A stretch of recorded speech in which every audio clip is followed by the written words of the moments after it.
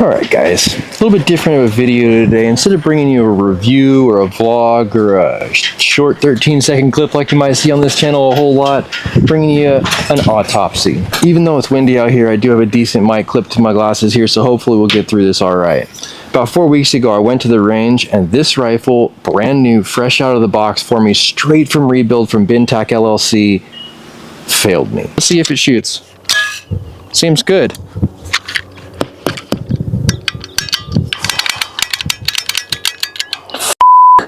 I don't think it was any fault of Bin. I don't think it was any fault due to his rebuild. No shots left the barrel whatsoever. It literally jammed solid with the approved ammo before a shot was fired. I took the most intelligent path I could in that moment, which was to degas the rifle completely, as it still sits in front of you, right? There's no pressure in this rifle, and just deal with it at a later date in a safe manner.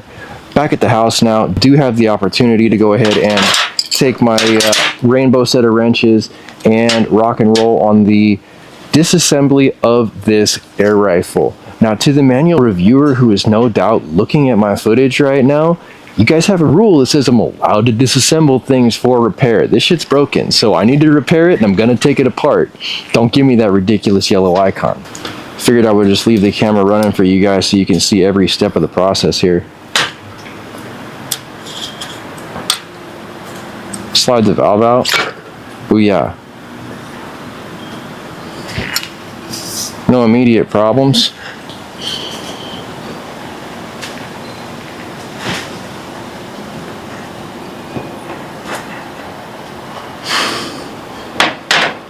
Kind of tighten these grub screws back up a little bit just so that I don't end up losing the fasteners. Remove the muzzle device here. Go ahead and next remove this black barrel nut.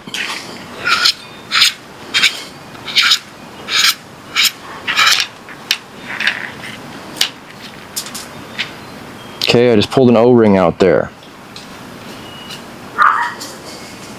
This came off the muzzle.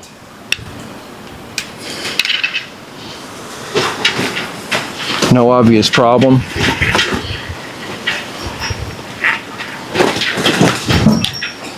See if we can, yeah, we can. All right, sweet. This is going good. Tool free. We're able to basically just get at the barrel, which is my plan for removing the magazine and the ammunition safely from this gun. So I knew it was one of the red ones. It's a good thing about having color-coded wrenches. Everybody's like, it so sucks to have rainbow wrenches, but it really doesn't, because you build up this like repetitiveness for going to the right color for the right size. It's actually quite helpful. I know everybody loves it when I use pipe wrenches on $1,800 air guns, but I don't really care.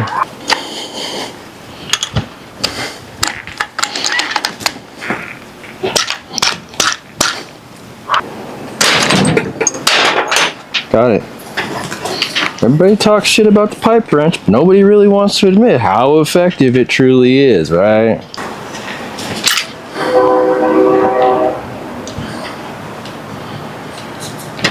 Okay, there's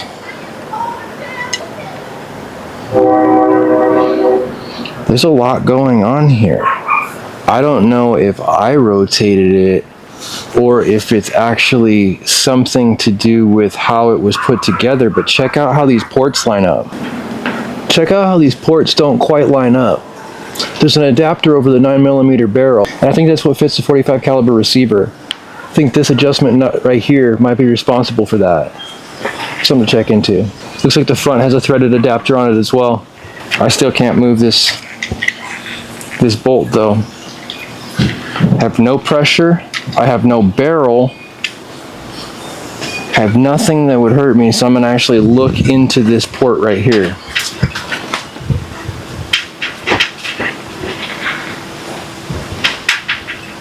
There's ammo in there. Can you guys see that? Let's hit this thing. Oh, there it goes. Holy shit. This is the suspect slug right here.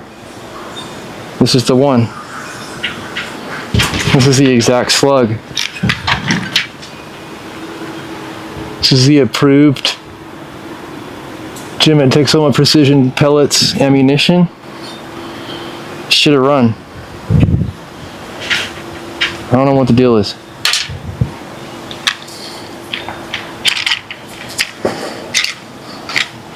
Even now, like, there's something in there that's preventing it from going forward. Look at how the bolt doesn't want to go.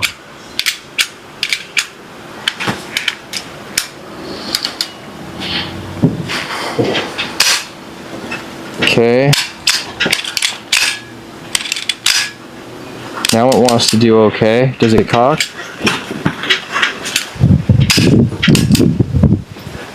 I still don't know. Like, I still don't know. Okay, that's cocked.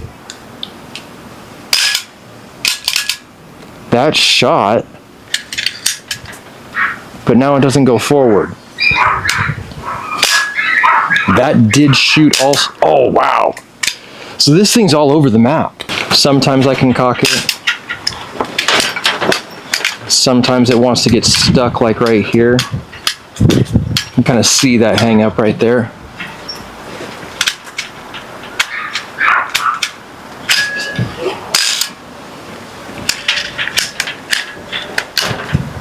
That feels like a significant hang up too. I don't think if I put ammunition and air back in this, it would just run. See if we can like use our rusty trusty pipe wrench to at least adjust these ports.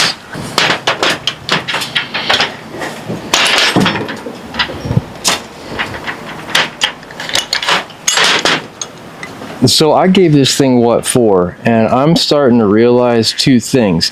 A, two pipe wrenches don't have the ability to dislodge whatever thread sealant is on this thing, and I also noticed that no matter what I do, these ports just aren't going to line up. I looked at it, and where the 45 caliber has a straight line of ports, the 9mm barrel actually has a zigzagging line of ports. So no matter what I do, I'm always going to have some of these ports on this barrel adapter covering the actual ports that feed the barrel. I'm not going to say that's a shortcoming because I don't know shit about physics, and that might just totally pressurize that whole thing with 4,500 psi and be just fine, right? I don't know anything. I think that we've gone ahead and salvaged a nice big tank, and we've actually freed up a good barrel for my working 9mm S45 that I already have is verified working. I think it's in our best interest to just use that working receiver as opposed to this suspect and hurt receiver to try and do any further testing. I'm going to go ahead and keep this though, as opposed to sending it back, because right now I'm in a position in the airgun industry where they don't want me to have any guns. So I definitely will be hanging on to the stuff that I have and not sending it in for any reason. But if you guys out there have any ideas on how I can fix this, I'm 100% open to suggestions in the comments. Don't be shy, I don't know shit, so help me out here. It's going to be a great place to go ahead and end today's episode, but if you like today's episode, give it a thumbs up. If you want to see more content like this, make sure you subscribe for more with that notifications button so you can stay current on the channel as well as when these videos come out.